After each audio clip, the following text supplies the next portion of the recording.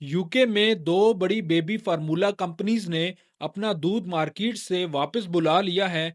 वालदैन के लिए एक अलर्ट जारी हुआ है कि अगर उन्होंने इस स्पेसिफिक बैच का दूध खरीदा है तो उसे फौरन यूज करना बंद कर दें। अस्सलाम वालेकुम दोस्तों, अगर आपका या आपके घर में कोई न्यू बॉर्न बेबी है और आप मार्केट से बेबी फार्मूला दूध खरीदते हो और आपका बच्चा वो दूध पीता है तो ये खबर आपके लिए बहुत ज्यादा इंपॉर्टेंट है। ये न्यूज खास तौर पर उन वालदैन के लिए है जिनके बच्चे बेबी फार्मूला दूध पर हैं। तो चलिए मैं आपको इन कंपनीज की डिटेल से बताता हूँ। यूके में न्यू बोर्न बेबीज के फूड से रिलेटेड दो बड़ी कंपनीज एप्टामेल और नेस्ले दोनों के कुछ बेबी फार्मूला प्रोडक्ट्स में मसला सामने आया है। ये मसला कंपनीज की अपनी मैन्युफैक्चरिंग की वजह से नहीं बल्कि एक थर्ड पार्टी कॉमन सप्लायर की वजह से हुआ है। ये थर्ड पार्टी सप्लायर दोनों कंपनीज को कोई इंग्रेडिएंट सप्लाई करता था।